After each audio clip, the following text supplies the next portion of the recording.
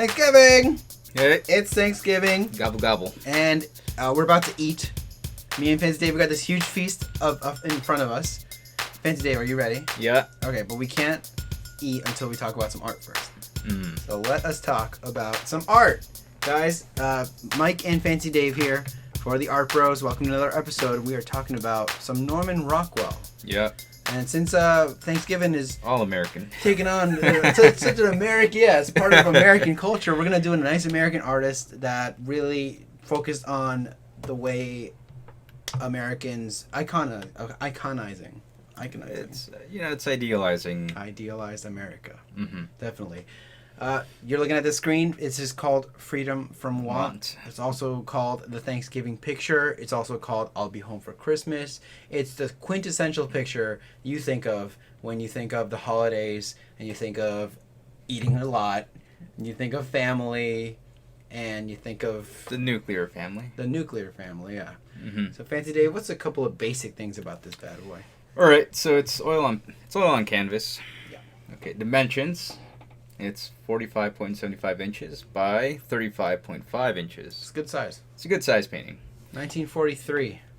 All right, but when this was unveiled to the public, it was in the form of publication, actually, on the Saturday Evening Post. Which Norman Rockwell was pretty much made his career. Mm-hmm. Everyone knows him for his Saturday Evening Post covers.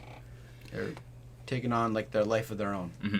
It's actually part of a series of paintings called The Four Freedoms. That's all take a different subject: freedom of speech, freedom from. Wait, hold on, people. I think I messed something up. Oh no! Okay. No, you did it right. Okay. Let's not say freedom from worship.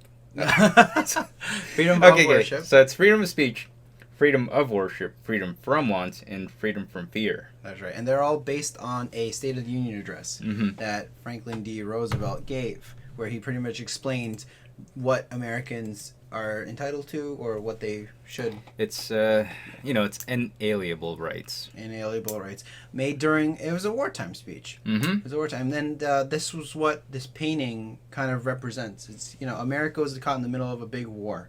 1943, we're in the middle of World War II. Our inclusion in it, at least, our 5-year inclusion, and this is a sort of relief of that tension that's going on. The whole American effort is going into this war. There is some interesting history behind, because this is usually seen as propaganda piece, right? Yes. Right. All right. So when he wanted to submit it to somebody, just the concept of the Four Freedoms, he actually did want to go directly to the Office of War Information. He did. However, they didn't want it, so he just went to the Saturday Evening Post, and they said, "Yeah, hell yeah, we'll take it." Hell yeah, you can do it here. But they ended up becoming so popular that the OWI did eventually make it into poster form for propaganda. Yeah, that's funny. Yeah, they originally did not want him to work for them, and then they ended up ordering 25,000 of these prints to do as wartime bonds. Mm-hmm. I thought that was pretty interesting. Another thing that I found in my research actually was that in America, this painting represents American values, traditional family, and it represents just not being worried about where you're going to get your meal from. Yeah. It takes on that sort of life and that sort of standard. On the flip side, though, elsewhere? Most people see this as implicating overabundance. Yeah. The U.S., Europe, they're struggling from the war horribly, and most people over there didn't really like this piece. No, they look at it and they're like, well, look at these Americans getting fat, just eating it up, not having to worry about, bombings and stuff like that because they're across the way. And then we're over here just eating our asses off. So yeah, let's talk about, so we got all the history and the perception down. Let's talk about the actual painting itself. Look at that holiness behind that old man. That window is white. It takes on that sort of halo effect. And you can't not talk about that smirk on that guy's face on the left. Next to that turkey. He's like, I'm about to devour this thing. I am about to... What about the guy in the lower right? Just, hey. I love this. He's the guy taking the selfie. Yeah, he's he got cut out of frame from holding the damn thing too high. He did. He's like, I gotta get the whole family in there. I love that. And it just really highlights Rockwell's style to painting and style of depiction, because having that cut off face down there, and then you even have that kid right there looking right at the viewer. Oh yeah, these are actually family and friends and neighbors from around his home. There is like one thing that's always pointed out, and it was once you notice it, you can tell just his mastery, of technical skill. What's that? The white on white. Oh. Like, it's all over the painting. Oh, like, you're so right. Yeah. The dinner plates, tablecloth, it's all white, and that pot thingy in the middle. Yeah. And somehow he's able to make all these white objects into their own separate. They're clearly separate, but you don't even realize that he's put white on top of white, and nothing bleeds into each other, nothing gets overlooked, everything. Yeah, you're right. All the shadows and the value is just so masterfully done that you can't tell. That's so cool. I did not notice that.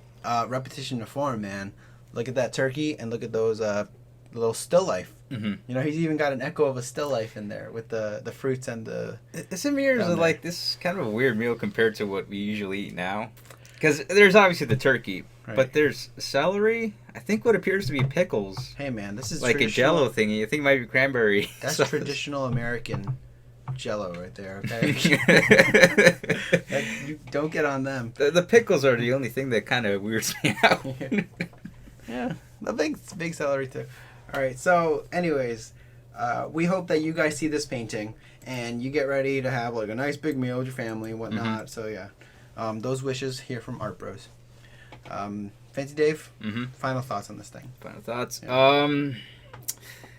It's more about like what Norman Rockwell presents. I know he's almost kind of pegged as being very overly sentimental with his things. Right. But I think that's also one of his strengths, to be so, like, I want to say, he's not cynical. No, he's not. Like, he's very much direct about what he wants to present. Right. Is it overly idealized? That's up for the viewer. Yeah. But it's something I've kind of always kind of respected, that he kind of just stuck to what he wanted to do.